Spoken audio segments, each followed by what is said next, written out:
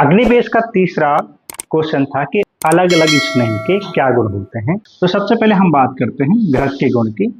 तो आचार्य ने लिखा है, घृतम पित्त अनिलहरम रस शुक्र ओजसाम हितम निर्वापणम मृदुकरम स्वरवर्ण प्रसादनम। यानी दोषों में पित्त और वात दोष को समन करने वाला होता है, रस शुक्र और ओज के लिए हितकर होता है, निर्वापणम मृदुकरम यानी शरीर में जो उत्पन्न दाह को समन करने वाला होता है, और बॉडी में सॉफ्टनेस को उत्पन्न करता है, स्वर वर्ण का प्रसादन करने वाला होता है, यानी स्वर को और वर्ण को इनहेंस करने वाला होता है।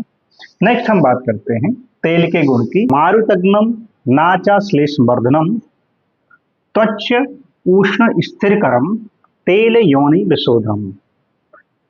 तेल जो है वात का नाश करता है, श्लेष्म को नहीं बढ़ाता है, त्वच उष्णम त्वचा के लिए हितकर होता है, उष्ण होता है, स्थिरकरम तेल योनि विशोधनम मांस में स्थिरता लाता है, और योनि का विशोधन करता है। ये कई बार कॉम्पिटिटिव एग्जाम में पूछा गया है। तो आचार्य बागभट्ट ने तेल को स्थूल व्यक्ति और कृश व्यक्ति दोनों के लिए वर्णित किया है कि जो व्यक्ति तेल का सेवन करता है, यानी अगर कृश व्यक्ति है वो तेल का सेवन करेगा तो तेल उसके स्रोतस में उत्पन्न हुई रुक्षता को नाश करते हुए समस्त धातुओं का पोषण करता है, व्यक्ति की कृशता का हरण करता है। और यदि स्थूल व्यक्ति इस तेल का उपयोग करता है तो वो मेदवह स्रोतस अवरुद्ध होता है, उसको अणु और उष्ण गुण से उसको हटाकर उसको साम्यावस्था में डाल देता है।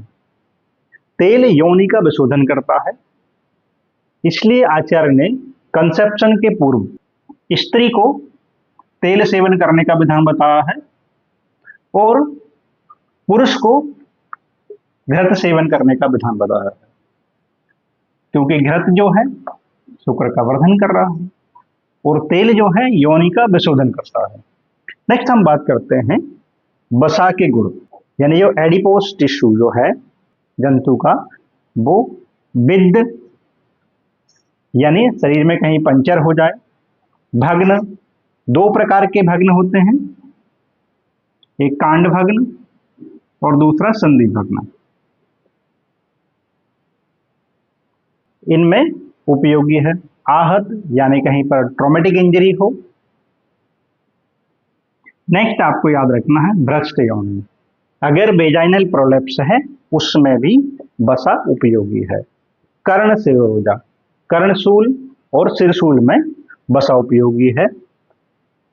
पुरुष उपचय पुरुषार्थ को बढ़ाने वाला होता है, और जो व्यायाम करने वाले व्यक्ति होते हैं उनके लिए वसा हितकर होता है। तो आपको पुरुष उपचय भी याद रखना है। नेक्स्ट हम बात करते हैं मज्जा की। मज्जा से यहाँ बोन मैरो की। वल शुक्र रस श्लेष्म मेरो मज्ज विवर्धनम मज्जा विशेषतो अस्थानाम चा वलकृत स्नेहन हिता। तो मज्जा जो है बल को बढ़ाने वाला होता है, शुक्र को बढ़ाने वाला होता है, रस को बढ़ाने वाला होता है, श्लेष्मा को बढ़ाने वाला होता है, मेद को बढ़ाने वाला होता है और मज्जा का विवर्धन करने वाला होता है। विशेषकर जो मज्जा है वो अस्थि के लिए हितकारी होती है, बलकृत होती है और स्नेहन करने वाली होती है। आचार्य ने वर्णन किया है कि मज्ज विवर्धन, यानी मज्जा क्षय में अगर मज्जा का प्रयोग करते हैं तो वो उसको बढ़ाने वाला होता है। इस प्रकार आचार्य ने अलग अलग स्नेह के गुणों का वर्णन किया है। उसके बाद हम नेक्स्ट प्रश्न की ओर चलते हैं। तो आचार्य का प्रश्न है, स्नेह का काल क्या है और स्नेह का अनुपान क्या है। सर्पी सर्दी पातव्यम वसमज्जा च माधवी तेलम प्रावर्षी नाट्य उष्ण शीते स्नेह पिबेन्नरा।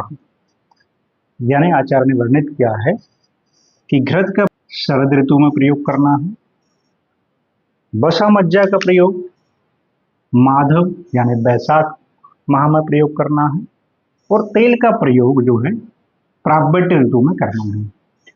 तो यहाँ प्रत्येक दोष की जो है प्रकोप का जो काल है उसके अनुसार दोषों में स्नेह का प्रयोग करने का विधान बताया है, क्योंकि घृत पित्त को शमन करने वाला होता है और शरद ऋतु में होता है। तेल वर्षा ऋतु प्रावट ऋतु के लिए बताया है। बसा मज्जा बैसाख में बताया है।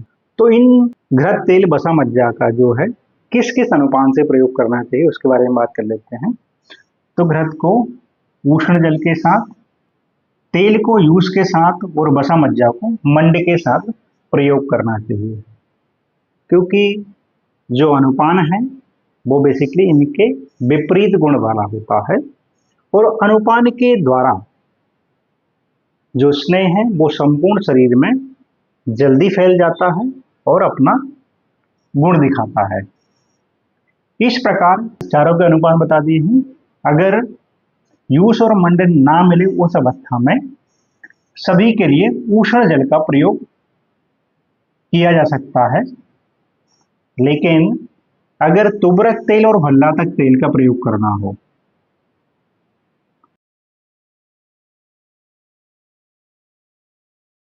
उस अवस्था में उष्ण जल का प्रयोग नहीं करना है, क्योंकि तुबरक तेल और भल्लातक तेल खुद अधिक उष्ण होते हैं, इसलिए कॉम्प्लिकेशन पैदा कर सकते हैं।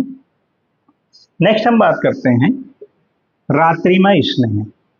तो जो घृत तेल बसा मज्जा बताया है, अगर इनका स्नेहन करना हो, ग्रीष्म काल हो या गर्मी के दिन हो, उस समय वात और पित्त की अधिकता हो, अगर स्नेहन करना है तो रात्रि में स्नेहन करते हैं।